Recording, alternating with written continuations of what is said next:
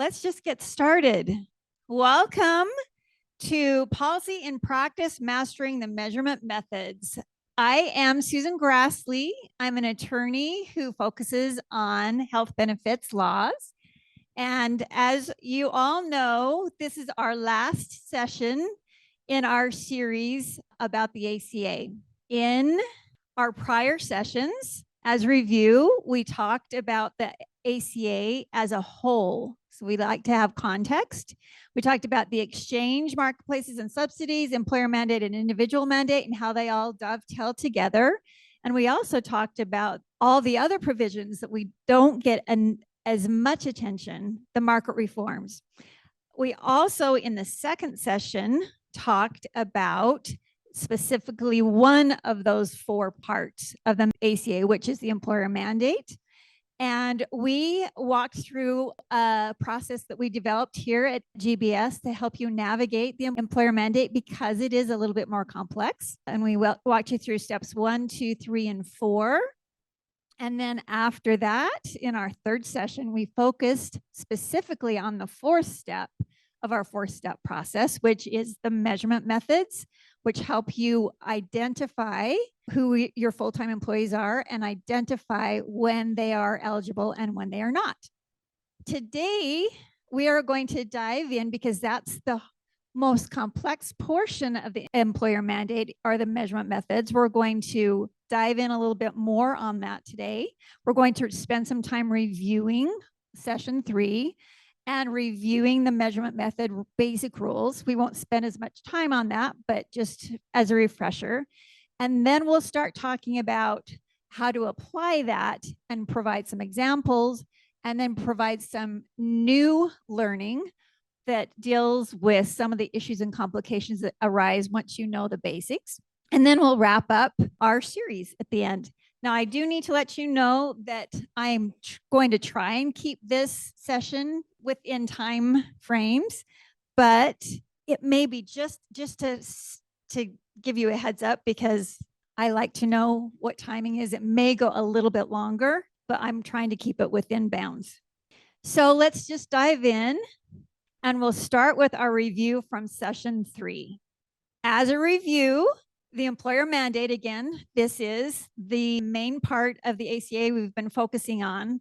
The rule is to avoid all penalties, an applicable large employer or an ALE must offer affordable minimum value coverage to at least 95% of its full-time employees and their dependents. The penalties that an employer could be exposed to, an ALE could be exposed to, are found in sections 4980H A and B, but we will refer to them as penalties A and penalties B. The GBS four-step process helps you avoid these penalties by specifically helping you walk through compliance in those areas. Step 4 specifically addresses the A penalty, and step 3 addresses the B penalty. And as you know, we're going to be focusing on penalty A. So again, review on safe harbors. Regulators understand when there is a particularly complex law that needs to be complied with, that it is difficult for an employer or a company to know for certain whether they're complying. So they create a safe harbor to help with that compliance. And that safe harbor basically provides a safe path to follow so that you know that you are meeting the criteria and you won't be subject to penalties. So if you follow that safe harbor correctly, you'll be safe. There are 2 safe harbors built into the employer mandate, not just one. One of the safe harbors is found in our step 3, which is the affordability safe harbor. And the other safe harbor is in step 4, and it's called the look back measurement method safe harbor. And again, we're going to be focusing on step 4 and avoiding the A penalty. We're going to be talking about using the step 4 measurement method safe harbor. And that will help us, again, accurately identify all full-time employees and accurately identify the eligibility timing, specifically when an employee is eligible and when they are not. The strategy and goal of our GBS Step 4 is to help you learn the measurement methods, help you create a written measurement method policy, and help you use and apply your measurement method policy correctly. And you guys are all taking a big step forward by participating in this so that you can learn how to do that. Our actual toolkit, our Step 4 toolkit, includes an actual template to help you write that measurement method policy. And again, like I said last week, it has almost all the verbiage in it that you need, but you do need to make some choices. And we talked about some of those choices you need to make last week. It also includes frequently asked questions. And if you keep that open when you're working through your template, that'll answer a lot of your questions. Like on one screen, you have the FAQs, and the other screen, you have your template and you're working through that. And we have additional summaries and resources in the toolkit as well. And we'll embed this presentation and the slides into that toolkit as well. And here again is a reminder of how the penalties are calculated if, in fact, you are sent a proposed penalty letter. And I've got the A penalty here highlighted to show you the multipliers for each year. As you can see, it is increased or adjusted each year for inflation. That's our session 3 review. We did that pretty quickly. We're also going to do a review of the measurement methods, but the review this time will be much shorter and won't go into as much detail, so we can move on to some new content. But again, having that context and that basic understanding is important. And I understand that this process is confusing, and the repetition, I believe, will really help you kind of cement these ideas into your head. So the measurement method basics. The whole purpose of the measurement method is to outline, or the safe harbor is to outline, a process for a minimum level of compliance, meaning that you can always be more generous than these minimum rules. This is set out to ensure that you meet the minimum level. And again, you can always be more generous. And when we have people working on their policy, sometimes they do want to do that. For example, they may want to make a full-time employees, the threshold for that, less than 130 hours average per month. It might be 120 hours average per month, or so on. That is an option. But the safe harbor does provide a clear guidance for consistency. And again, it gives you some precise information when you're identifying your full-time employees and when you're identifying eligibility. And it can feel complex. And here's my one comment is the mini therapy. It really can feel complex, but if you can be patient with yourselves and just keep working on it and be okay with the learning curve and just keep asking questions until you feel more comfortable with it, I think once you get past that learning curve, it kind of plateaus and you kind of feel more comfortable. So we're going to focus in on the heart of the whole process, which is hours of service. And that is tracking, measuring, and averaging hours of service.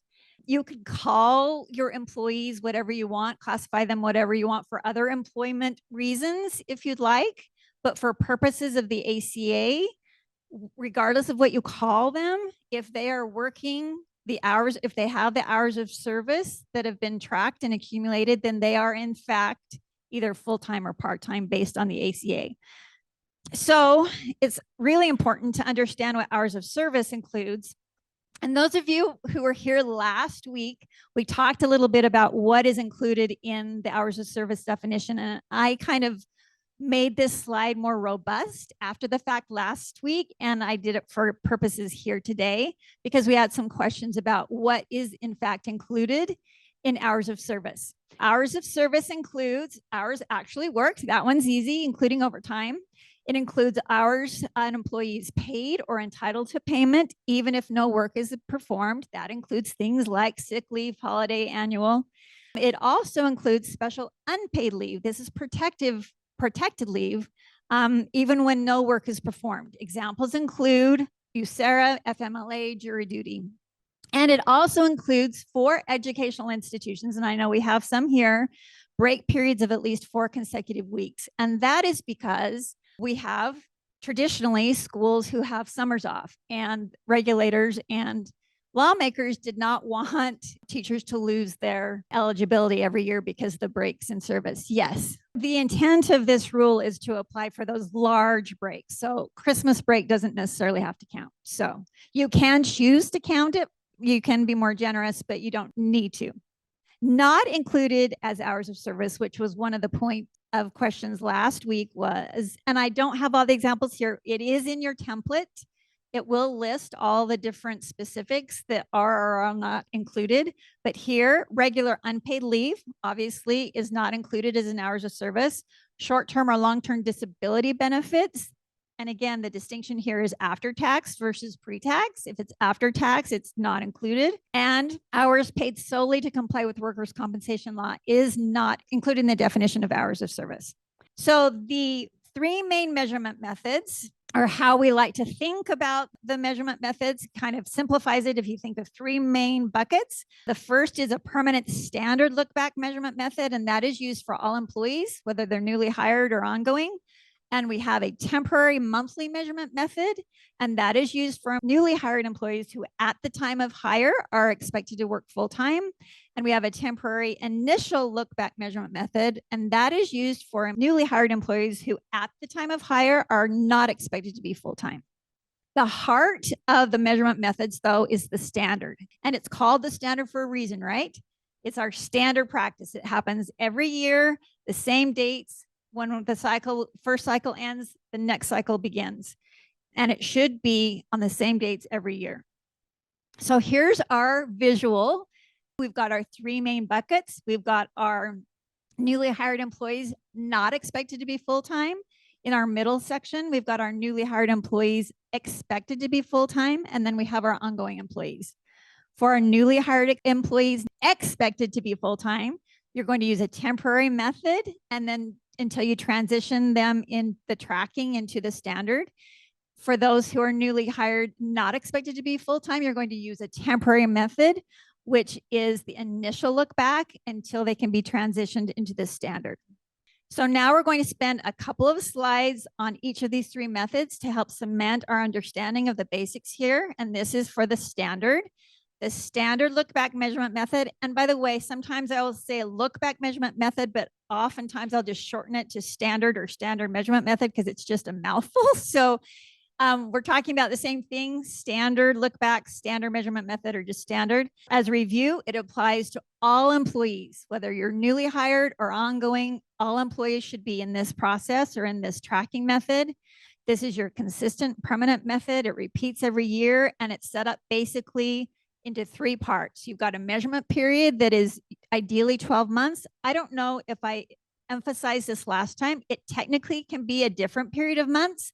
At the beginning, some employers played around with different months, but really, I'm saving you a lot of heartache by telling you that this really is the most efficient and probably logical ways to do it. And I very rarely hear nationwide about entities using anything other than the 12 months. And then those hours are tracked in that, hours of service are tracked in that 12 months. Then we have the administrative period, which is ideally 2 months. It could be one, but for a variety of reasons, I promise you it's better and easier for you if you use 2 months. And during that time, you're going to add up all the hours of service that accumulated over that 12 months and divide by 12 to get an average. If that average is 130 hours or more, that employee is eligible for the associated stability period, which again is 12 months. And they are eligible and sort of locked in or stable. That's the reason they use the word stability. It's a stable period, meaning they are going to be eligible for that full 12 months, even if something changes with hours, even if hours go under. Okay, here's our visual for the standard measurement method. We've got 12-month measurement period, 2-month administrative period, 12-month stability period. I've also talked about aligning this measurement method for standard with your group health plan start date. That's really important, obviously, because you want the stability period to align with your plan year. So here's an example of a plan year that starts in January. If you have a plan year that starts in September or August, these dates would be different. But for a January plan year, for this upcoming January 1, 2025, you are going to be using data for eligibility starting with November 1st of 2023 and use that process for, it's a total of actually 26 months, but if you include the stability period, but if you're talking about the period of time prior to the plan year, it is 14 months. So you're looking back. That's why it's called a look back, because you're looking back at hours. If they earn it during that time period, they're stable or locked in. What about the gap of time between a new employee hire date and the first standard measurement period. For a long time, and for some of you who are new, employers were thinking, okay, even if they're a newly hired employee, we're going to not start tracking their hours until the standard rolls around. That's not accurate. You need to have tracking that starts immediately. And for those who are newly hired, you're going to be using a temporary method until that they can be transitioned into the permanent standard method. The temporary method is the solution to fill the gap in time. For example, if somebody is hired on March 12th and your standard stability period or your plan year starts on November 1st, is there any tracking between March 12th and November 1st? Yes, there is, and it's the temporary method. So the temporary method works like this. On the first day of work, you start using the very, very first day of work, you start using the temporary measurement method. And in addition, at the first standard measurement period that starts after hire, you're going to start tracking under the standard measurement method as well. So this means there will be temporarily 2 separate methods running at the same time that overlap: the temporary method and then the permanent method called the standard. So let's talk just really briefly again about the standard measurement methods and the timing of how that works. Again, the temporary measurement method stops when the employee is fully transitioned into the standard. It's not meant to be permanent. It's just to help transition that tracking into the standard. The employee is fully transitioned into the standard measurement method at the end of the first standard measurement period after hire. And at that time, the employee moves from being considered an newly hired employee to an ongoing employee.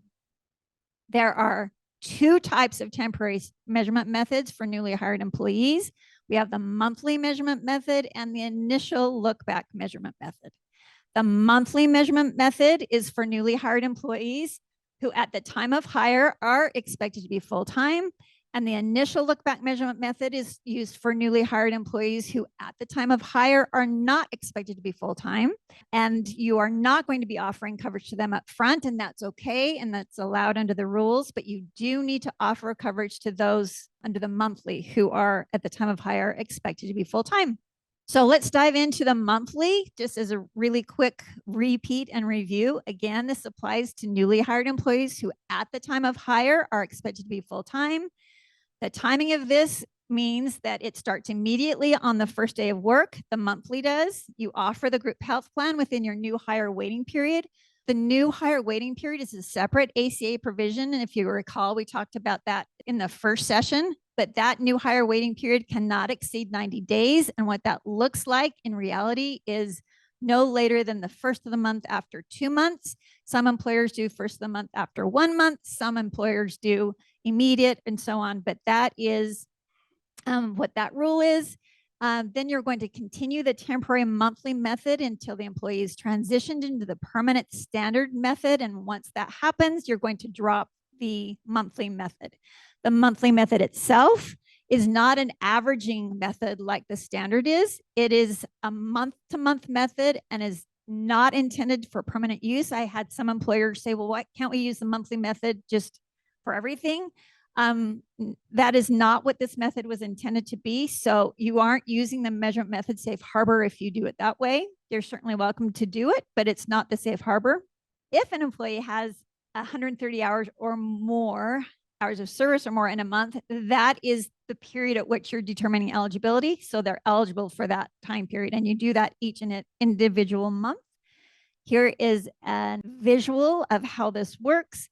Each individual blue box is a measurement period, if you want to call it that way.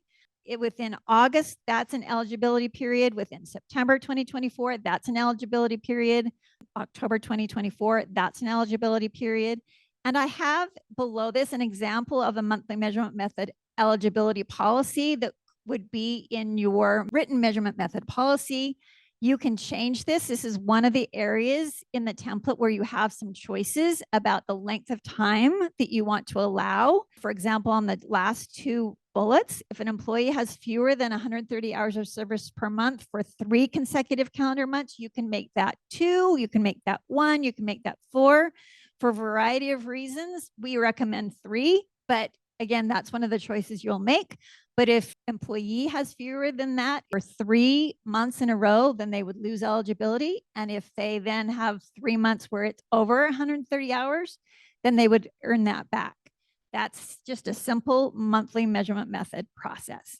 So here's an example of how the overlap works with this standard. This is an example of an employee who was hired in August of 2024, and they're expected to be full-time.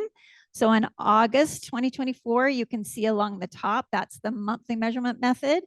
You're only using that method at first for August, September, and October. And then in November, you can see that this employer who has a calendar year plan, so their plan starts in January.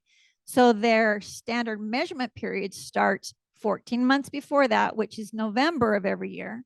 On November 1st of 2024, in addition to the monthly measurement method, this employee will have hours of service also tracked in the standard. And the monthly will continue until the end of the standard measurement period, which is October 31st, 2024. Okay, so that's the monthly measurement method. Now let's talk about the initial measurement method really quickly. This is a quick summary. This again applies to newly hired employees who at the time of hire are not expected to be full-time. These employees are part-time or variable hour employees. They're also technically, I know this is confusing, but they're full-time seasonal employees, but they need to be full-time seasonal employees who actually meet the actual definition of seasonal, which will be in your measurement method policy. The timing of the initial look back measurement method, again, like the monthly, because it's temporary, starts immediately on the first day of work. These employees are not eligible for coverage up front, but you will continue this temporary initial measurement method through one full initial measurement method cycle. And the full transition to the standard method is at the end of the first standard measurement period after hire. The summary of the initial look back measurement method is very similar, but not identical to the standard measurement method. You can see that the administrative period is split, and that's for good reason. The first administrative period, part 1, is a period in which you are just waiting until the end of the month so you can start the measurement period on the first day of a month rather than trying to do this mid-month. So that's a partial month. Then the actual measurement period will start. And that again, like the standard, is 12 months. You're going to track all hours of service. Then there's your second half of your administrative period. We call it administrative period part 2. And that can be no longer than 1 month. It cannot be 2 months like the standard. And during that period, you're going to add up all the hours of service that accumulated during the 12 months, divide by 12 to get an average monthly count. And if that monthly average is 130 hours or more, that employee is identified as a full-time employee who is eligible for the group health plan. And if they are eligible, you're going to want to provide them enrollment materials. This is not during open enrollment, and it's not when they're first hired. So this is kind of a new concept, right? It's when they have met eligibility in the initial, and you're going to provide them enrollment materials in that month so that they have time to make a decision about whether to enroll or not. And during the stability period, which again is 12 months, that coverage is stable. They are locked into coverage regardless of hours going down or changing and so on. This is a process that does not align with your plan year, obviously, because this process will start actually, if you hire employees every month, you'll have a new initial measurement period starting for that group of employees every month. So you could have a new one that starts every month of the year if you hire every month. The question is, what if they don't work for a full 12-month period? In other words, they leave your employment if they're seasonal. If they leave employment, you have no obligation. So you drop them and there's no issue. The question is, well, what happens if they leave? And if they leave, they're no longer employed, so you don't need to continue tracking of service, hours of service. But what happens if they come back? I'm glad you asked, because that is a specific thing we're going to address today under issues and complications, and we'll kind of need to talk through that in detail. So can we wait until, okay, great. So the basic structure for the initial measurement period the initial measurement method is administrative period part 1. That's just a partial month. And again, it just basically is allowing you to align all those employees who are hired during that month to start their measurement period on the same day, the first of the next month. For this particular employee, they were hired on March 12th. And so that first part A administrative period would be from March 12th through the end of the month of March. Then the initial measurement period would be from April 1st through March 31st of 2025. The initial administrative period part B would be 1 month, April of 2025. And then the initial stability period would be May 1st, 2025 through April 30th, 2026. So again, this is a full 26-month cycle, and you are allowed under the rule to have these employees who are not expected to be full-time not be eligible for coverage for up to 13. They can wait for up to 13 and a partial month. Okay, so here's an example of how the overlap happens between the initial measurement method and the standard measurement method. This again is an employee who was hired on March 12th of 2024.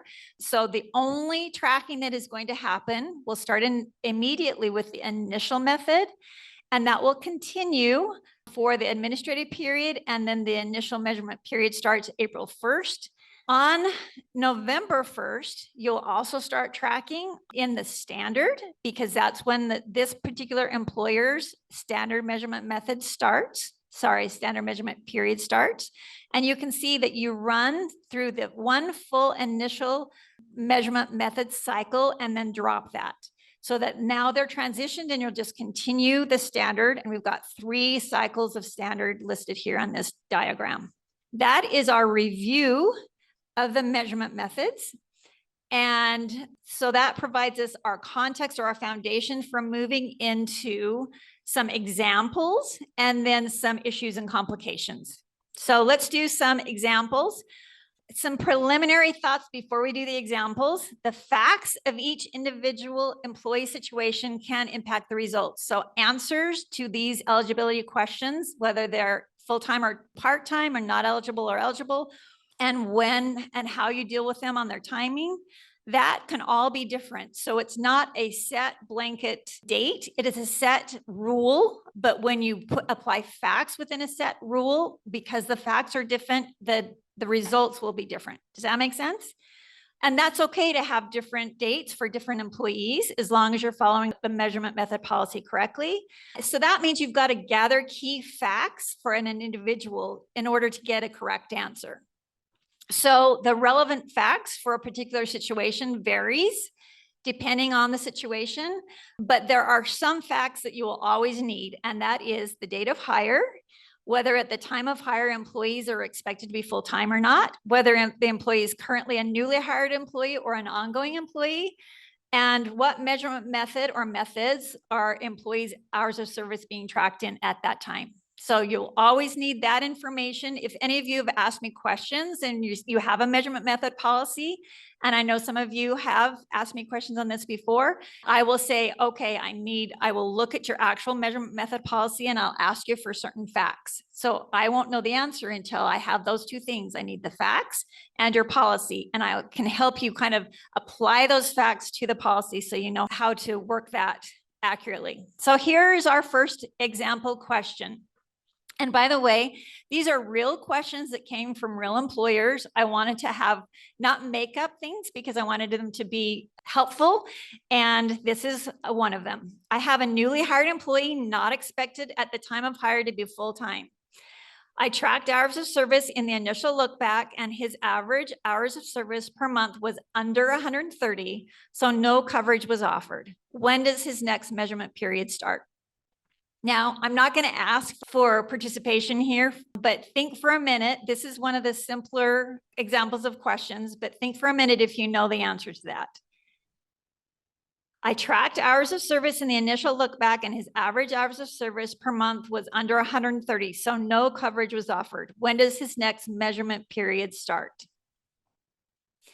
Okay, First, we're going to talk about the rule, and then we'll talk about how that applies. The rule we're talking about is that newly hired employees not expected to be full-time will temporarily have hours of service tracked in 2 separate measurement methods, and these will overlap. You're going to start the initial measurement period on the first day of work. Sorry, the initial measurement cycle. I need to fix that because at first it's an administrative period, right? But and then you're going to start the standard measurement period at the first standard that occurs after hire. When the full initial cycle is over, you drop that method and use only the standard. So in this case, the employer started correctly tracking with the initial method with administrative period part 1 on the first day of work. The employer also should have started tracking that employee's hours of service in the first standard that occurred after hire. So he would want to check eligibility under both cycles. So the answer to that question is, when does the next one start? Well, the next one probably has already started, depending on the dates. And then he's going to drop the initial after that one full cycle and just continue into the standard. Here's the actual results in the initial measurement period, measurement method. The period averaged 104 per month. So in the initial, this employee was in fact under 130 hours and was not eligible. The employer went back and checked the standard measurement method as well. And under that method, the average was 132.5, even though this person was hired, expected to be part-time. So that individual should be offered coverage for the stability period under the standard, but not under the initial. The next steps are the initial look-back measurement method is dropped after the one full cycle, and they would continue tracking hours of service each year on the same dates in the standard. Example number 2. I have 2 part-time employees who have worked for us for 4 years. They have never been offered the group health plan. I decided to double check their hours of service for the last 12 months, and they both averaged under 130 hours per month, but one of them is close. When do I check again? Okay, let's talk about the rule first. The employer should use only the standard look-back measurement method for ongoing employees, right? These employees have been with this employer for 4 years, so we don't even have to check the dates to see whether they're newly hired or ongoing. We know they're ongoing because it's been 4 years. Was it 4 or 5 again? 4 years, yes. The standard look-back measurement method starts on the same time every year. The cycle repeats every year on the same dates, and all employees should be having their hours tracked in this cycle. So this employer was thinking that these were part-time employees. He knew they were part-time employees and he didn't need to worry about them or track their hours of service. But this employer should have been tracking all ongoing employees, no matter how many hours they work, no matter what you call them. And this happens at the same time each year. Eligibility is checked and offered only during the standard administrative period. So when he says, when do I check again? The answer is, you're going to check at the end of every standard measurement period, right? So the results for the 2 employees that this employer was talking about, we'll call them employee A and employee B. Employee A at the end of the measurement period, the standard that had been currently running and just finished, the hours of service average was 113. Because that was under 130, they're not eligible, right? Employee B, the average was 125. That was a monthly average, but this employee is getting really close, right? So if the schedule continues, there's a high likelihood that this employee B would be eligible in the next cycle. So this employer is going to want to make sure that they are checking all employees. And the next step is just to continue tracking hours of service each year for these and all other employees in the standard. And if they are eligible, if their average is 130 hours or more, no matter what you call them, whether you call them part-time or variable or seasonal or whatever, if they have those hours, they're eligible. Example number 3, I have a newly hired employee who at the time of hire was not expected to be full-time. I did not offer the group health plan, but I tracked hours of service immediately in the initial measurement method, and then also in the next standard after hire. He ended up with over 130 hours average in the initial measurement period, but later averaged less than 130 hours in the standard. Is he now immediately ineligible? When does he lose coverage? Okay, let's talk about the rule that applies. Newly hired employees not expected to be full-time will temporarily have hours of service tracked in 2 separate methods. These will overlap. start the initial measurement method period on the first, start the initial measurement method on the first day of work, start the standard measurement period on the first standard that occurs after hire. When a full initial cycle is over, drop that method and use only the standard. That's the basic rule. The application here is this employer was using the process accurately by starting the initial method at the time of hire and then the standard method at the first standard that occurred after hire, but then got a little bit confused when one provided eligibility and one did not. So the key to this is to look at these separately, like consider them their own separate bubble. If they're eligible under one, they're eligible for the full time period. If they're eligible for the other or ineligible for the other, that applies to that particular cycle. Here's what happened for this particular employee. In the initial look back measurement method, the initial stability period started on November 1st, 2023, and he was eligible because he earned, his average was 130 hours or more. So from November 1st, 2023 through October 31st, 2024, this individual should be eligible the entire time, even though it overlaps with the standard in which he is not eligible. So then separately, the standard look back measurement method, his hours were under 130. So at open enrollment, he's not going to be getting those open enrollment materials and he's not eligible. So the next step is to drop the initial measurement method at the end of the initial stability period and continue tracking each year in the standard. Issues and complications. Yes, questions. Let me go over it again. Thank you for asking. And that is a very common question. And that tells me that I'm not explaining it like I should. So I'm going to do it again. And I don't want to move on until everybody gets it. So you're going to look at these methods completely separate. What will happen is he won't get those materials at open enrollment, but he'll stay on the coverage until October 31st of 2024. So look at this purple section right here. He's eligible under the initial from November 1st, 2023 through October 31st, 2024. But open enrollment for the plan year, right, starts, if you look in the green tab, starts in November 2023 when he's still on coverage and he's still eligible. He doesn't get open enrollment materials because he's not going to restart eligibility on January 1st, but he'll continue to be eligible through October 31st, 2024 in the purple. Does that make sense? If you think of these as two completely separate buckets, they shouldn't be going to open enrollment because open enrollment is an invitation to enroll in the standard stability period, and he's not eligible. He's still eligible under purple. He doesn't get invited, but he stays on the plan until October 31st. This is one of the most confusing things about the process. Yes.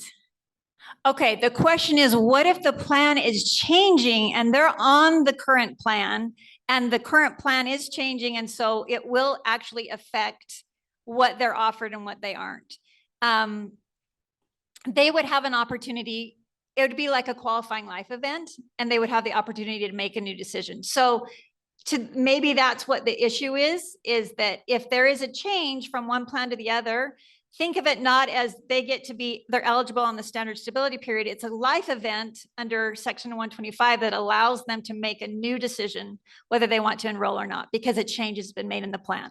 So think of it as a mid-year change. Does that make sense? Okay. Any other questions? Yes. Right. You're going to think of, in the purple, look again, November 1st through October 31st, you're going to think of this as not the stability period for the standard, it's a mid-year change for the initial. So we have two issues and complications. One is employees returning after an absence, which is what you guys talked about, and one when there's a change in hours, schedules, duties, or positions. And I know just a minute ago, I said nothing changes when there's a change, but we have to talk about a nuance and a small exception there. I used to talk about all of this when I first introduced the measurement methods, but it's too much to wrap your head around these issues and complications if you don't first understand the measurement methods. So that's why we split it up into last week and this week. Last week is understanding it. This week is mastering it, or starting to master, right? Okay, so we're going to first talk about the return after an absence, and then we're going to talk about the other issue. Okay, the issue is here, how to apply the measurement methods to employees who return after an absence. We've got two situations here: employees who are still employed but are out on some type of leave, and employees who leave employment and are later rehired. So for employees who are still employed but are out on leave, there are three basic categories. Two of them are answered easily, and the third one is that it depends. We're going to have to talk about that. So the two that are answered easily are if they're on paid leave, nothing changes, right? They get credit for those hours of service, and so it doesn't change anything. Also, if they're on protected unpaid leave, nothing changes anything because they're going to get credit for those hours of service and it doesn't trigger anything different. However, there is a change if they're on regular unpaid leave. So that depends. Yes. Yes. The question is, can it be something other than the paid leave I have listed here? Yes. I don't have all possible paid leaves here. They're just examples. If it's a paid leave, then it is included as hours of service. That's a great question. We're going to focus on employees who leave on regular unpaid leave, not protected. And then we have another section that focuses on employees. No, I'm not going to go down that rabbit hole. So just basically unpaid leave and then employees who leave employment and are later rehired. But right now we're going to talk about unpaid leave and rehires. So how to apply the measurement methods to rehires and employees returning from regular unpaid leave. The short answer is it depends on whether the employee on return is classified as an ongoing employee or a newly hired employee. As you have learned in this system, right? Everything kind of hinges on whether they're considered, and how you track their hours is based on whether they're newly hired or an ongoing employee. So if they are treated as an ongoing employee, if they come back as an ongoing employee, here's the rule. You must count and credit prior hours of service that accumulated before the break or unpaid leave. The hours of service tracking continues in the same cycle that was or were running before the break. The current standard stability period applies, and there would be no extra waiting period, and there may or may not be a temporary measurement method depending on the timing of where they were before they left and what the month is and so on. So if they're treated as a newly hired employee when they come back, the rule is different. It's basically like you're wiping the slate clean. You do not count or credit prior hours of service that accumulated prior to leaving. You apply a temporary measurement method just as if they're newly hired, and then also track their hours and then in the first standard measurement period that occurs after hire. And basically it's just like they weren't an employee before. You just treat them as brand new, newly hired. So once we know whether they are newly hired or ongoing, we know what the rule is, but how do we know whether to consider them newly hired or ongoing? So here's a rule. The regulators provide a choice of two rules. There's the 13 weeks rule or the rule of parity. And these two rules that help you determine whether they're newly hired or ongoing apply to all the different measurement methods. It applies to the monthly measurement method, the standard measurement method, and the initial measurement method. I need to make a note here for educational institutions, regardless of the method that you choose, whether it's the 13 weeks rule or the rule of parity. When I say 13 weeks, you need to replace that with 26 weeks. And again, that is because it is considering the breaks and the unusual schedule for school teachers and employees of institutions. And so that is protective of allowing eligibility to stay on longer. Option 1, 13 weeks rule, and then we'll do option 2, the rule of parity. Option 1, the 13 weeks rule, is very, very simple. If the no hours of service period, when they're gone, right, is greater than 13 consecutive weeks, so they're gone for more than 13 consecutive weeks, they are considered a newly hired employee when they come back. If the period of time that they are gone is less than 13 consecutive weeks, they are considered an ongoing employee. And again, if they're considered a newly hired employee, you're wiping the slate clean of any of the hours of service credit and starting over with the whole process. If they're considered an ongoing employee, you must count and credit prior hours of service that accumulated before the break. The hours of service tracking continues in the same cycles that were running before the break, before they left. And the current standard stability applies with no waiting period. And there may or may not be a temporary measurement method, depending on, again, it's the facts, where the dates are. There may still would have been still a temporary method running, depending on how soon after the original hire they left. So here's some examples. An employee takes unpaid leave for 15 weeks, then returns. Would they be considered an ongoing or newly hired? They would be newly hired, right? Because it's more than 13 weeks. An employee is rehired 12 weeks after leaving. So because that's under the 13 consecutive weeks, they would be considered newly hired.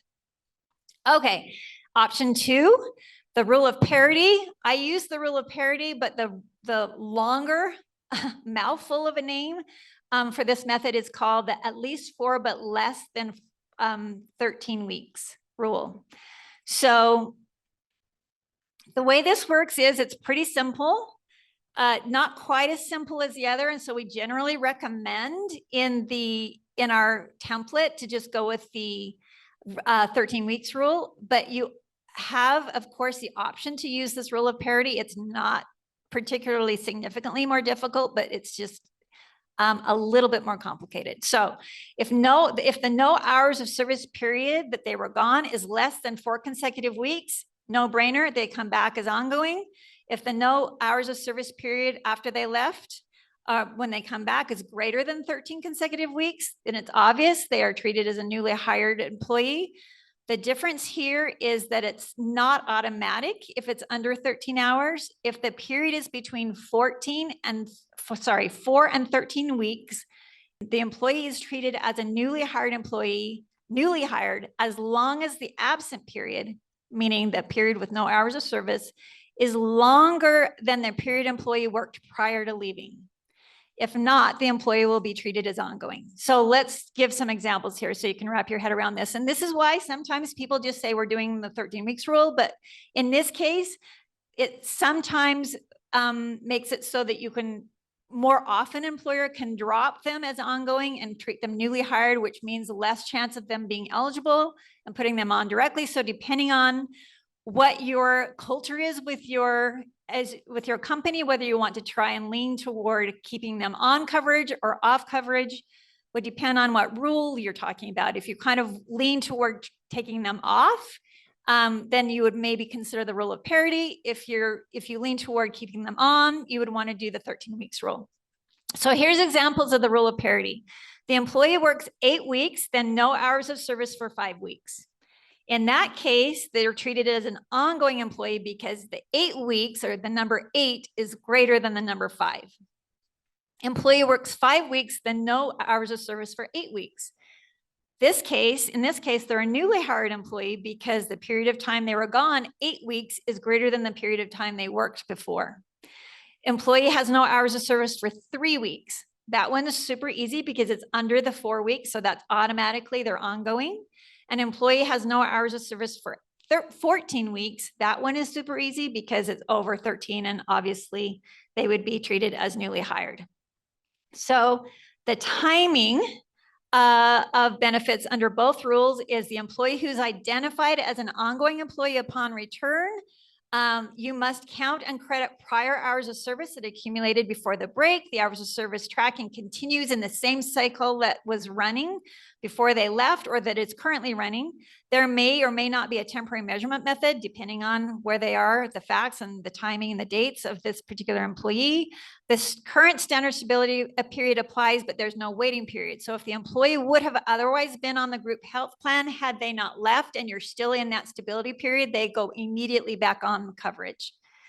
Employee who is identified as a newly hired employee upon return, again, this one is super simple. You're wiping the slate clean and not giving them any prior hours credit. Okay, examples. So you can help understand how to apply this. I have an ongoing employee that works variable hours, sometimes full-time and sometimes part-time, but hours of service has never averaged 130 hours or more in the measurement period. In the last standard measurement period, her average was 130 or more. So she was eligible for the first time and she enrolled. However, after 2 months on the plan, she left for 11 weeks on regular unpaid leave. Now she is back working again. Is she eligible and when? This one's a little bit more complicated, right? Because we're dealing with a leaving from work and coming back. And she left for 11 weeks. So I want you to think about that before I turn the page on what you think the answer would be. First, you need to know what rule the employer chose, right? Did the employer choose the 13 weeks rule or the rule of parity? So this employer chose the 13 weeks rule. And remember, if they're a newly hired employee, there's no credit for prior hours. And if they're an ongoing employee, there is credit for prior hours. So again, the employer chose the 13 weeks rule. Because she was gone 11 weeks, would she come back as an ongoing employee or a newly hired employee? Ongoing, right? And in that case, and because she was on the plan before she left, if that plan is still running, she is immediately back on the plan, right? It's as if she was not gone. And for any hours she worked prior to that during the currently running measurement period, she would get credit for those hours of service as well. So if you think of it as they're just placed back in for the period as if they hadn't left, they don't get credit, hours of service credit for the period they were gone because it was unpaid leave, right? No credit there, so that will probably affect eligibility the next cycle, but they're just kind of plopped back in as if they didn't leave. Okay, here is a yes. The question is, when exactly does their effective day start if they're supposed to be back on immediately? There is some ambiguity in the rules, but it seems that the rule is that it's supposed to be immediate. So if your plan allows somebody on mid-month, I would put them on mid-month. If your plan, if you have to wait, whether it's your carrier or your plan documents or whatever, if you have to wait till the first of the month, then do that. But if you're, for example, if your regular waiting period is first of the month after one full month, no, it's just as soonest possible, which would be first of the month. Okay, so that's our first complication and issue. Now we're going to talk about the second complication and issue. Yes, question. The question is, when does this rule apply? Is it official termination or just unpaid leave? It's both.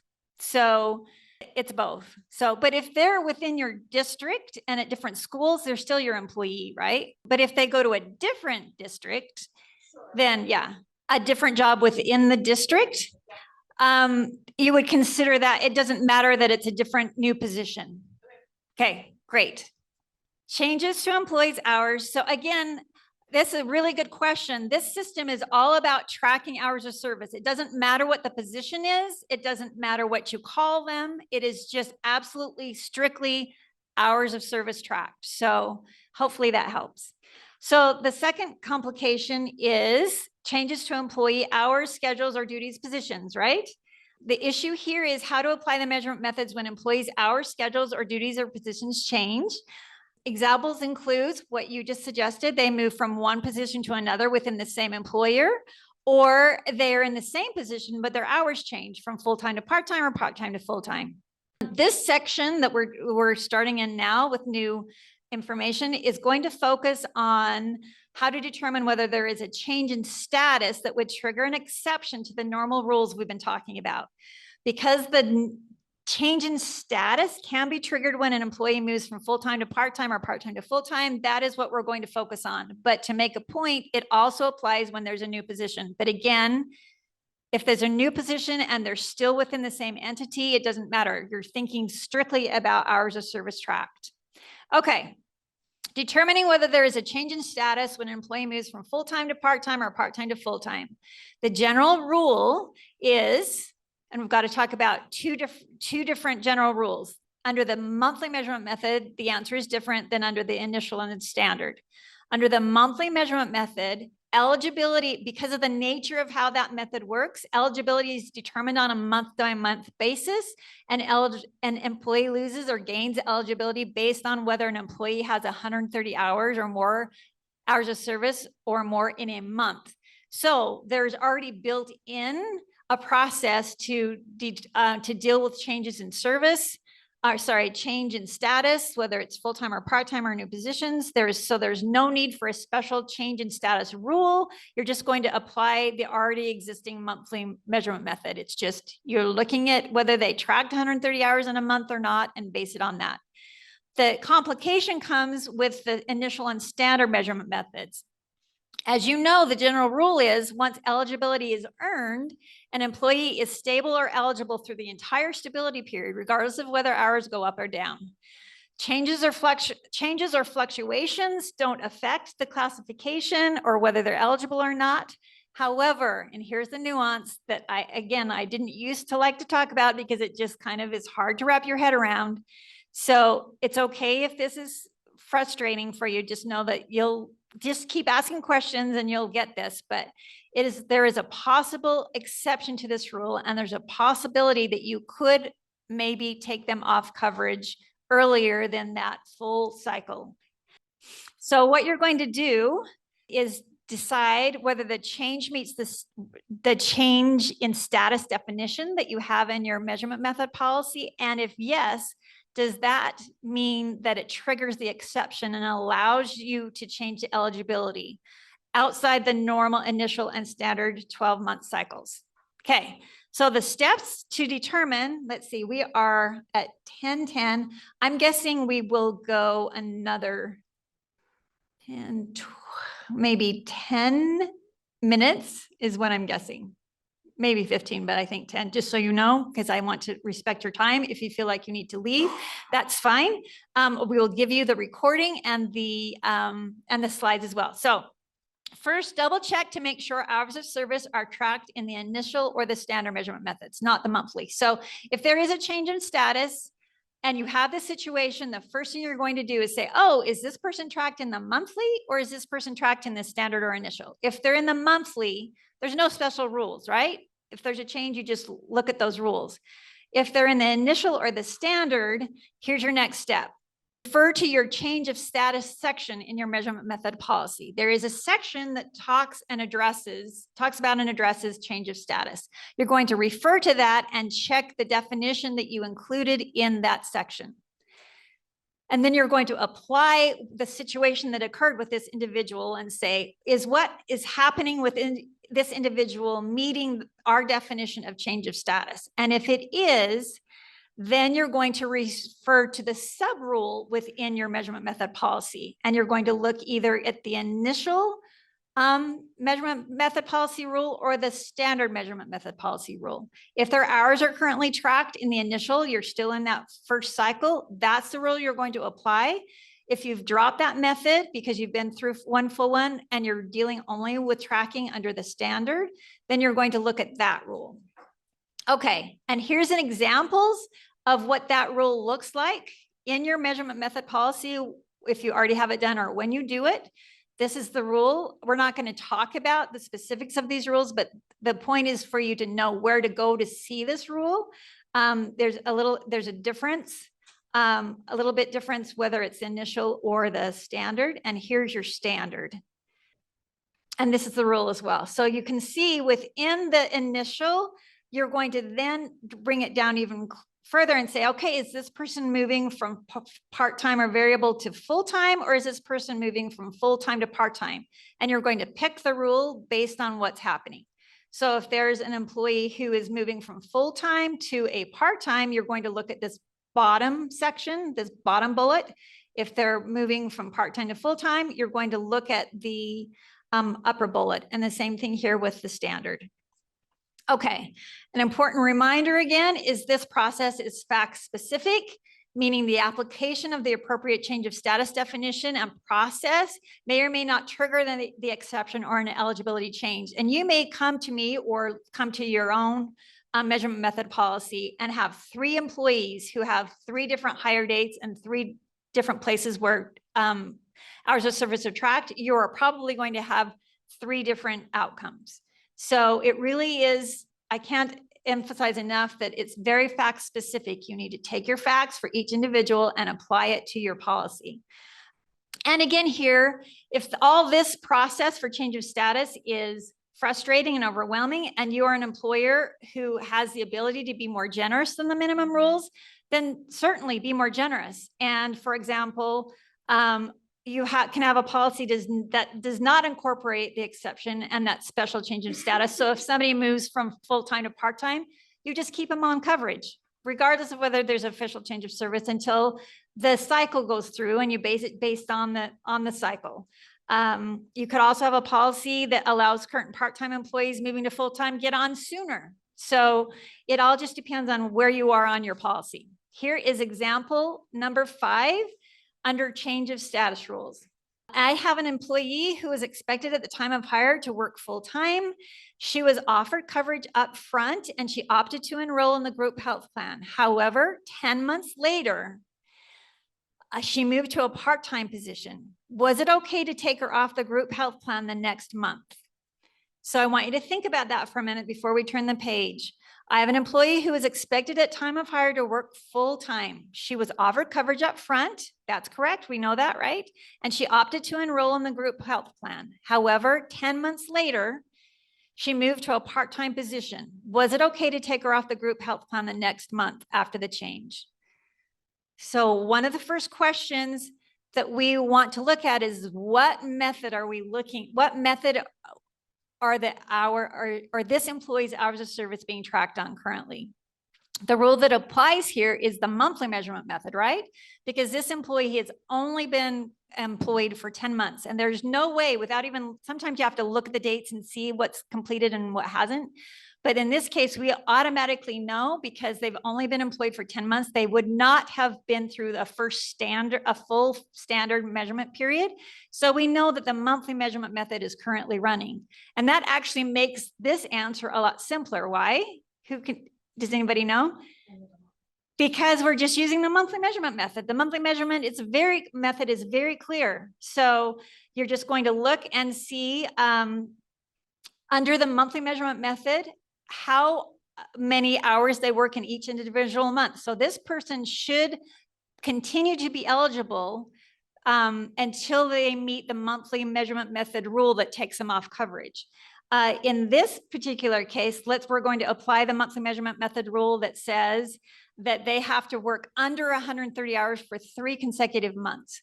So they wouldn't have taken them off immediately, right? They needed to wait at least 3 consecutive months before they took them off. And so they would be, say, for example, the change happened in May, they would need to work under 130 hours in April, under 130 hours in May, sorry, I said May. Okay, March. Change happened in March, and they would need to work under 130 hours in April, and under 130 hours in May, under 130 hours in June. And if they did, then they're off the first of the month of July 1st. Does that make sense? And if they're still in the monthly measurement method and they start increasing their hours again, if they have 3 in a row, they're back on again. So that's the answer for that one.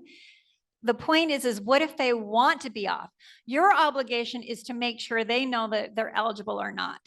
And they are normally, with somebody who's eligible, they are locked in for other rules, the Section 125 plan rules, right? They can't make a mid-year change unless that meets a certain qualified event.